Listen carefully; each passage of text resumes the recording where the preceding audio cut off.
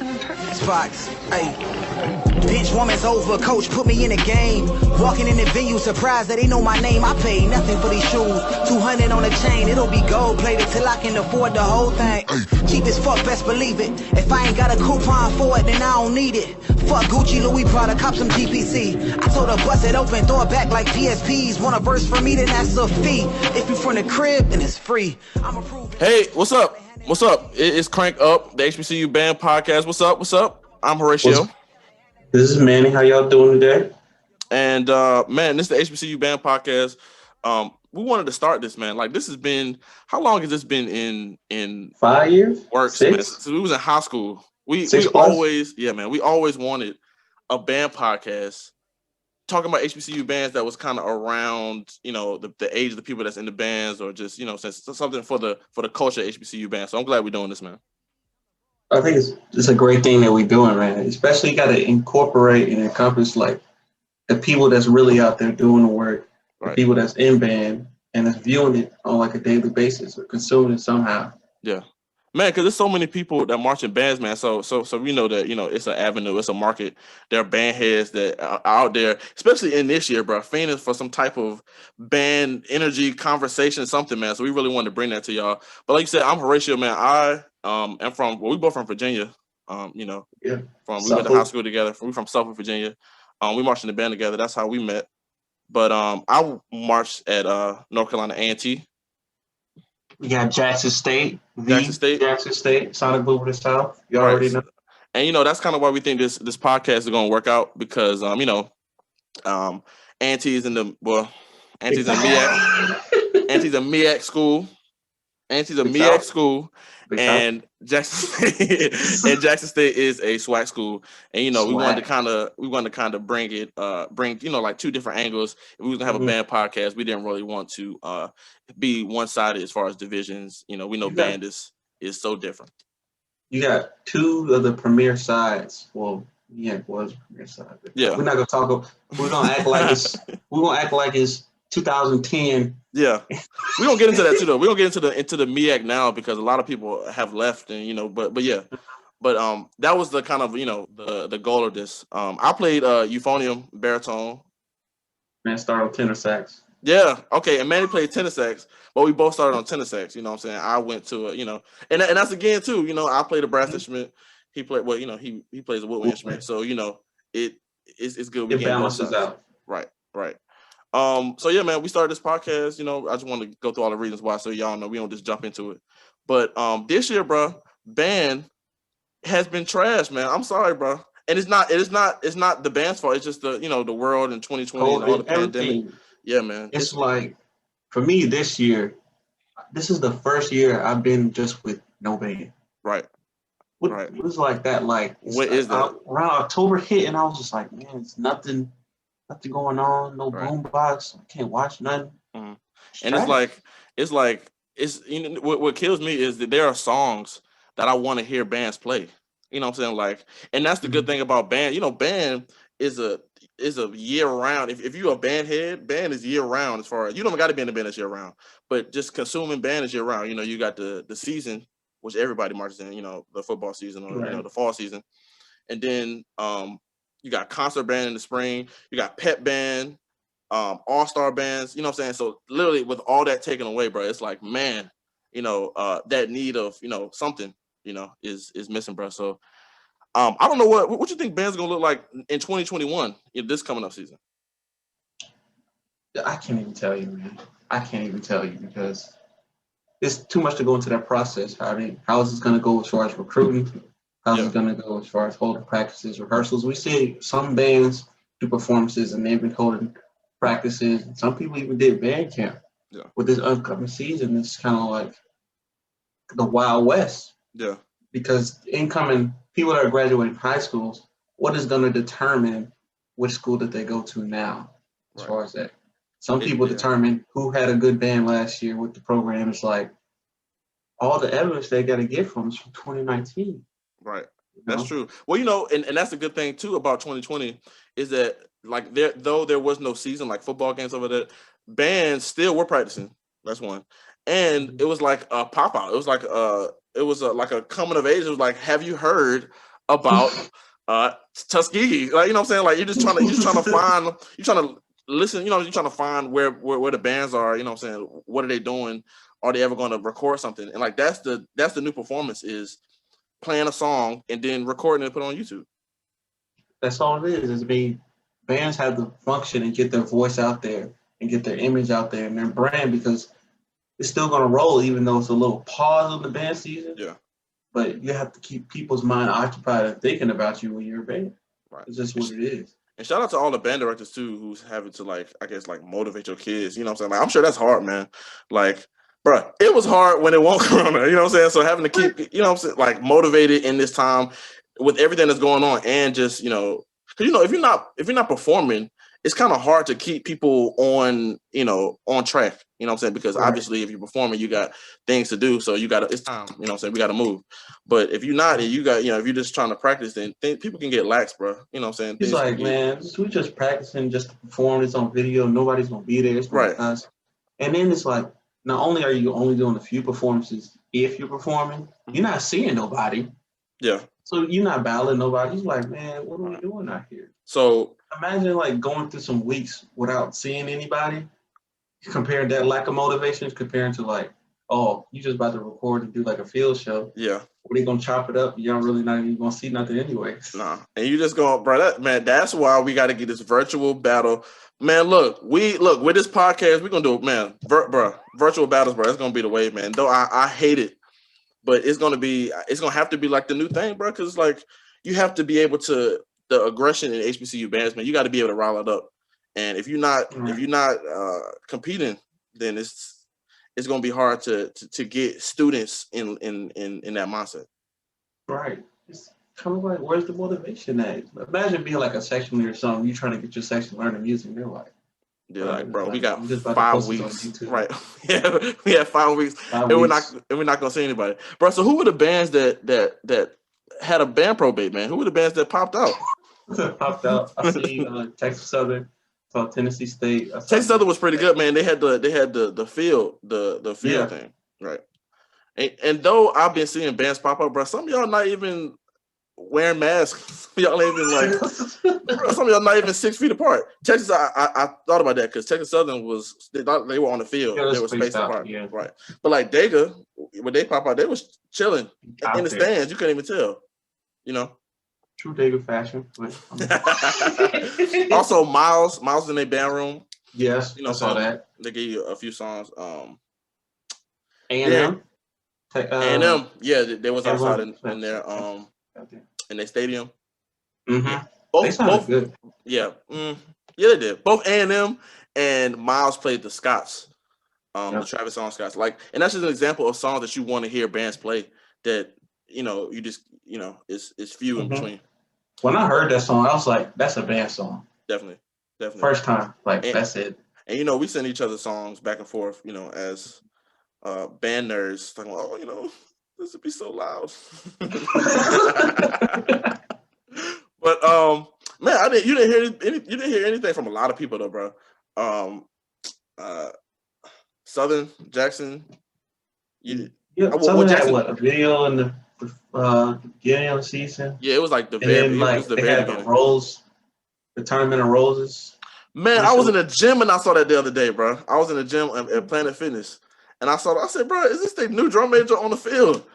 But yeah, that was dope, man. That was cool. You know, it was cool for what it was. And they didn't really do much. It was just, you know, like just kind of just what they always like, basic stuff. Yeah. But yeah, but some other bands like do you think this would give like bands like time, like bands like Tennessee State or like because you know they popped out too, like they you know had like a stands type thing. But do you think this would help bands like kind of give them some time to kind of like restructure? I know it's, you know, it's hard to get people there without performing that the year before. But you know what I'm saying? Like maybe it's, you know, it could be helpful to some bands. I don't know how, but I think so. It could be if you plan for it. If you sat down and was like, okay, summer of 2020 was like, we're not having a season this year. Right. We're gonna look out for fall 2021 or even spring 21 and see what we can do is leading up to that. I think if you planned accordingly, But if you just going with the flow, I think it's gonna take a tremendous toll on the band programs everywhere. Yeah, it definitely will. That's crazy, man. But man, look, we have this thing called like a little segment called subscribe to this podcast because if you're a band head, you should subscribe to this podcast. That's literally what it is. So you should subscribe to this podcast if you ever had somebody in your band like be in your band and they think that if they leave or if something goes like if they're not in it, the whole band's gonna fall apart. I mean, like nobody would know what they're gonna do if this one person doesn't show up. That's my favorite person in the band because though they are very arrogant and selfish, they are very committed. That person loves the band, bro. They'll be there all day. So you gotta subscribe if you know that person in your band. Subscribe if you ever gone to a performance and it's 5 minutes before the call time and you still looking for your left spat. The spat. Bro, it's so crazy. You know how many uniform dysfunctions we done seen? Just if you've been in a band, but think about it, that's just people in general. Like if people all have to wear a certain thing, somebody's gonna forget something. Somebody's like, you've seen so much stuff, gloves, so much so when you get the attitude of man, I don't care if they point me out, then they gonna point. That's the complete that's turn the glove inside out, everything. It's dirty, right? I'm asking somebody, yo, let me get your glove, and we just go 1 and 1, and we just gonna stand beside each other so people know. This is like if we both wrong. We both wrong, right? And let me get. A matter of fact, I'm gonna get on the inside of the ring so can't nobody see me on the outside. Oh damn, I'm notorious for that. I'll be lining up the section. I see something wrong. Like, we got time. Like, hey, come on, get on the inside. Yeah, get on the inside, bro. Yeah, you straight. Matter of fact, get in the middle, the middle, right? So can't nobody see you at all. But yeah, man. Everything with that. But yeah, so as far as this coming up season, bro, I'm looking forward to see where band goes, man. Like where we're where the culture goes. Hopefully, with new tweaks and new things like virtual battles and I don't know, social distancing. People are gonna have to adjust.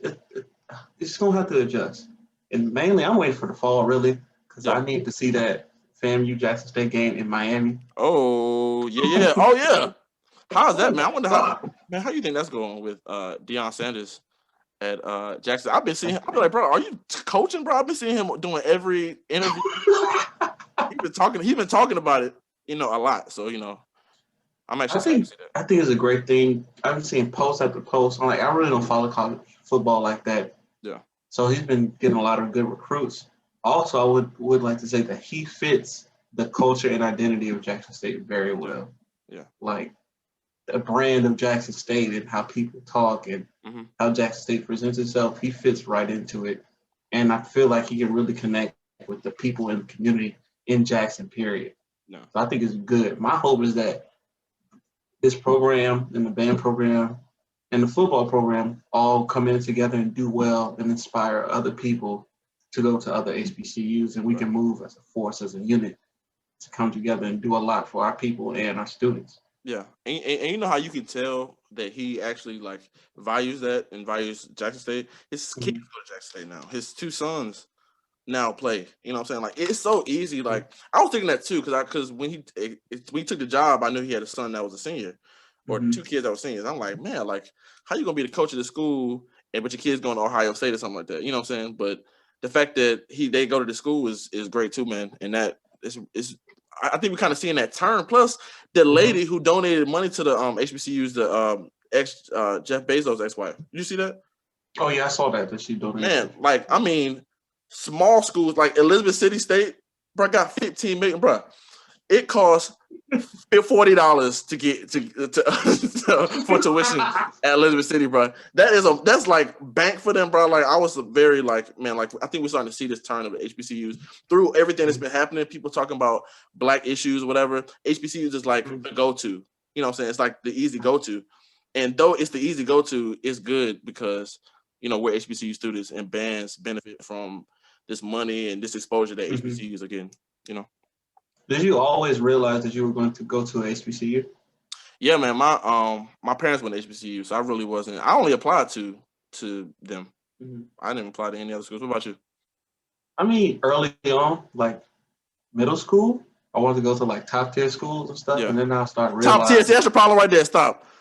HBCUs are top tier schools. You see what niggas do right there. It's be not on. what I think. It's to convey the message You're right. so people understand. Yeah, of course. I know. Anyway, okay, schools with notoriety. Let's put it like that. PWIs, Yeah. And I was like, yeah, this is not where I want to be at. And I remember, dude, were you there when we went to UVA? Yeah. I was there. And when I sat in that fucking band, oh man, hell, boy, you like, bro? Are y'all reading music, bro? What are y'all doing? I'm like, man, why not just memorize it?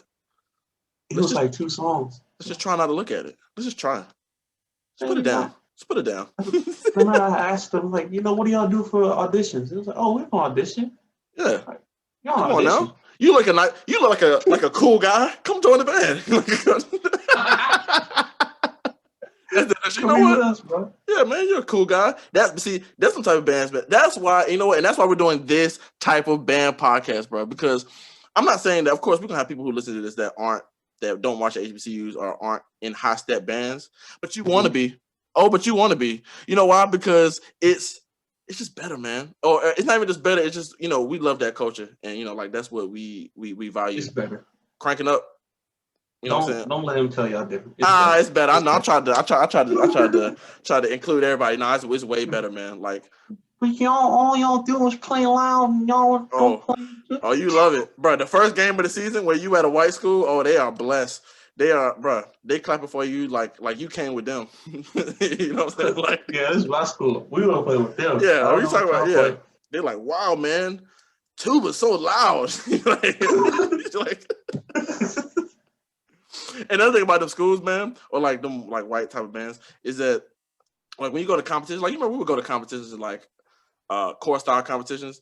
They are very nice, man. Like it's more like camaraderie. Like HBCUs is like, man, I hate Jackson. I hate y'all. Right. And I'm gonna sit here, even throughout the whole game, I'm gonna sit here and try to find problems in everybody in the band. Oh, this dude right here, he missed that note right there. You see that mellophone player? They're not even really. He ain't marching. What he doing? Marching. Right. Why his slide moving different? He don't know music. But that's what makes it good though, because it's like we're all trying to. It's competition, man. It's as competitive. If you're a bandhead, it's forget the game. I mean, you know what I'm saying? It's as competitive as what you're going to see on the field. Right. It's neck and neck. So you got pre-game 0. You got during the game stuff. You got sectionals during the game, the fifth, right. Halftime, and during the game talking shit in group chats. Group chats, standing up, waving the horn, bro. It's all like I'm trying to be better than you, and that's what makes these bands good. But like and man, bro, that's great, man. I forgot what I was about to say. It's all good. We will keep it rolling and keep moving. I will say this though. It's nothing like having that experience when it's just in a heated battle, intense moment, like 2 rivals, and you're like a band is face to face. They right there, y'all right here, and you feel them, and it just energy just wells up. Yeah, and that's what the best about the competition is that like we can spot it. Like us us having marching bands, we can really understand. Okay. Y'all should have done this, or that was really good, or like, you know what I'm saying? Like it's bands that when they play, because obviously, bro, since we marching bands, we understand that people don't know band, and they will be like, "Oh my god, that was amazing." You'd be like, "What? That was not good at all." What are you talking about? So when you can impress band heads, and it's like that, and it's like like that's the best thing about HBCU band culture, and this is. One thing I do have a problem with band culture as it is right now. I feel like we don't enjoy enough of what we just put out. Everything has to be impressive. As far as like from a viewer perspective, people who have had band experience, oh, that was nothing like that. Well, that wasn't that impressive. Yeah. But it was still good. It was good. You can still enjoy it. You can still appreciate it. Definitely. Yeah. And I definitely feel that. And you know why too though? Because man, a lot of HBCU bands, right? And that's why we're doing this podcast, bro, because we understand, like we know, and a lot of HBCU bands, like people who present bands is really cheesy and like lame. It's that stereotype of just going down there and boogieing or like, you know, an example of it. And it's like, bro, that's practice, bro. That's all the stuff has been practiced. All this don't just happen. You know what I'm saying? Like this is work, you know? And so not, you know, and band, bro, it's such a thankless job, bro. Like the only people who gets the credit is the whole band. You know what I'm saying? It's like, oh, you're in the band did good. But nobody's going, hey, trombone player, you sunk that note in let me tell you, that last song or the fifth, bro, you ate that. Like it's not individual. You know what I'm saying? So, you know, that's why we started this podcast, to be able to express, you know, individuality and not individuality, but you know, how we can you know, like relate to everybody in the band, to people in bands, and you know, really point it out because we've actually had those experiences. But what makes it difficult is like, as you say, is like band all the way together. And I think that's kind of sometimes you got people playing all types of ways. Yeah. Because they want to be, well, if I can't be me, it's going to be my section. Yeah. It's going to be us. It's going to be us. You know? And then I throw the horn up in there. So, I fucking rip that fucking D. Oh, you know what I'm saying? You heard me. Bro, that is so. Subscribe to this podcast if you had the guy, bro. He don't care, bro. He does not care at all. It's about him. And I don't want to get that misconstrued, like saying individuality, but because, you know, obviously, bro, it's the band. And we've all had that person in the band, bro, who's like, bro, you're going to hear me out of 200 some people, bro. You're going to hear me. So, and that's, you know, somebody get pockets for them too, though. Like, hey, the man. Juice? Have you ever had the juice? The juice. Oh, yeah. You ever feel like you playing and then the juice come up and you just like, I'm going to go for it. I'm going to do it. I'm going to do it. And then just... And then everybody, bro, you ever break so bad, people start looking at you, bro. That's the worst one. That's the worst one where you just missing. You feel like you gotta do it. You like, damn.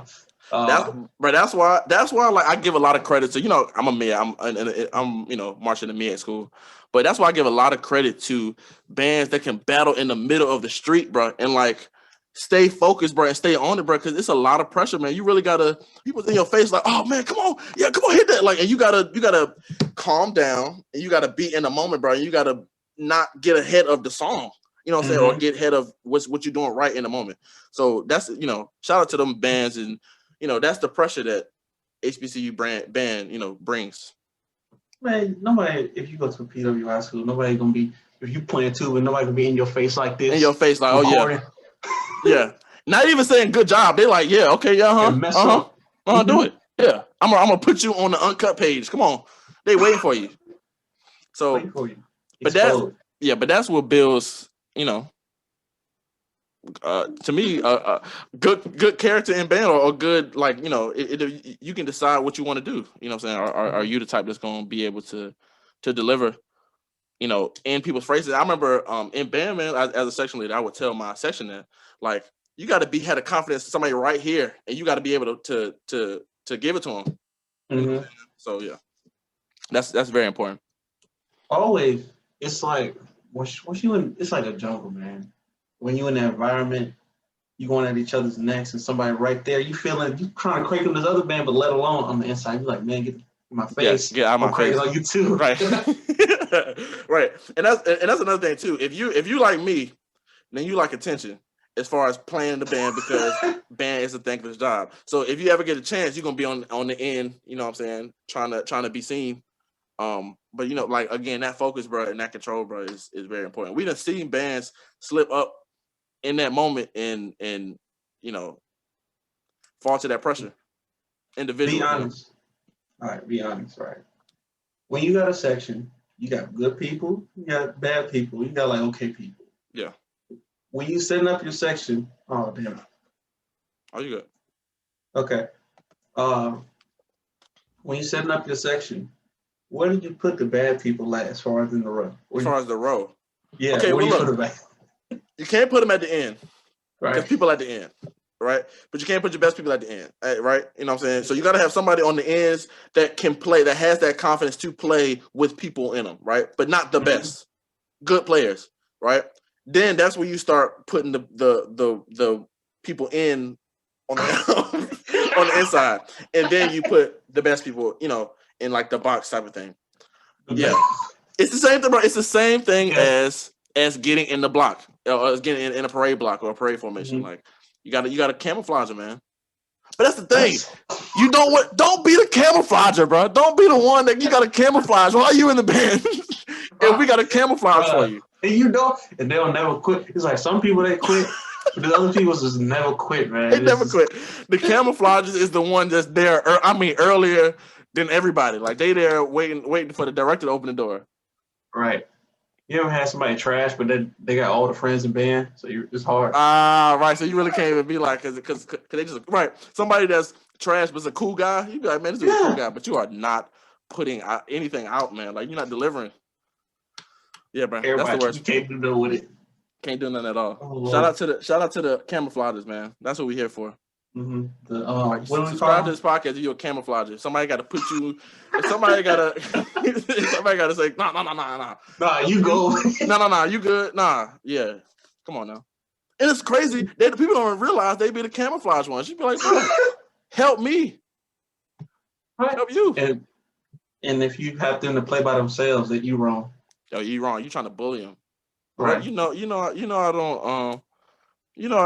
Come on now. You know, he's not as strong as everybody else. Wait, I can play. I just can't play by myself. By myself, like it's just when everybody plays, that's when I really get into it, and I really can do my best. Okay. We're playing ESPN, dog. Like, what do you mean? I'm about to say, we warming up. What you mean? I actually play a B flat. Like, what's going on? Like, no, but everything's just about the vibrations, just when everybody plays, Shout out to bands. Shout out to HBCU bands. Did y'all do at Jackson State? Did y'all do like checkoffs or something like that? Like barely. Yeah, that's what we didn't do in music, Right. So shout out to bands, HBCU bands that do that, like Bethune. And I mean, Bethune is the only one I can really think about as far as like they really strict on it because they have. Nova State. Nova State too. Yeah. We don't have checkoffs, man. Right. I think that's great, man. Like that really provides the competition in the program to get better, because it's like, especially for like field positions and stuff like that, Man, well, we have people, you can do challenges, but really, I'm not. Yeah, to get on the field, you can do challenges. Okay.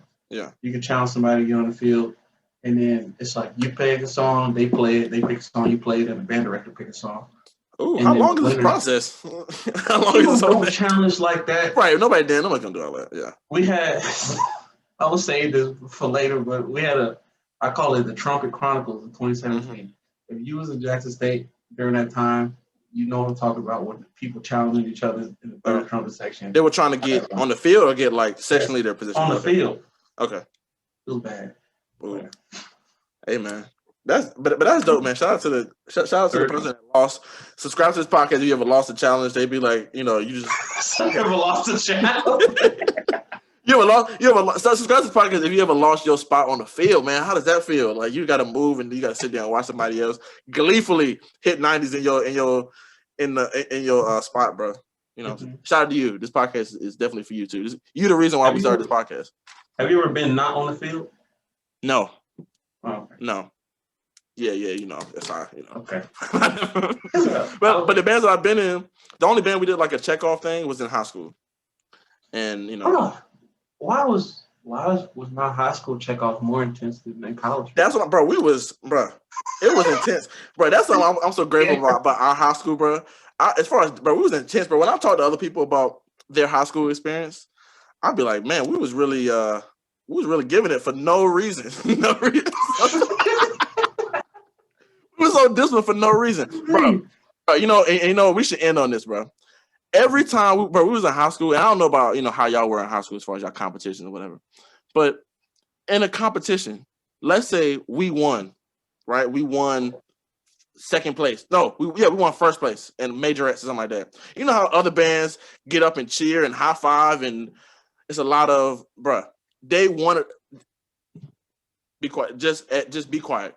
And it wasn't be quiet. It was just, you are expected to win. Why are you happy? Why are you happy? This is why we practice. You know what I'm saying? So then when we go to other schools, when we go to, especially out of state, we would go to out of state, bro, they would be over there dug in. And when they win, dancing, happy. And then they'd be like, oh, yeah. And then we may not even win. Second place still, we still like, yeah. And attention, like, what's up? Yeah, we good. We good. Yeah, we just finna go in the crowd when we leave here. Congratulatory dinner. Go in the crowd. Fucking universal bed eating spot. Yo, shout out to Go Corral. Shout out to Go to Corral. And you have to subscribe to this podcast if you've been on the bus and went to sleep and woke up to the I mean just the brightness and the illumination of the yellow and red Go to Corral sign. You were blessed at that moment. You're like, oh man, I'm about to eat, not on my own dime. And fill up. Right, because when we get back home, we broke. Right. Real. And every time you go on a trip and every time you go on a band trip, you think it's a vacation. You know what I'm saying? You're like, yeah, you know what I'm saying? You get in like vacation mood. You know what I'm saying? You start being real frugal. But yeah, man. So bro, that has been the first episode of Crank Up HBCU Band Podcast, man. You don't even have an Instagram. I'm gonna tell people follow you. It's there, but it's on private, and I can't accept your requests because I got hacked. Well, look, follow me at Horatio Radio. What's your Instagram, man? Or social media? Intrigue_thinker. Intrigue. Twitter, follow me at mine_mine75. Mine75. And we have the band podcast Crank Up Pod. Crank Up CRANKUPPOD. We are, that's the official Instagram of the podcast. So definitely, follow that and share with your friends, man. Everybody that you're in band with, man. Look, y'all be in practice for 7 hours. All right, you can listen to a 30-minute podcast about band and something that you enjoy. So subscribe to this podcast, definitely, man. So y'all have a good one.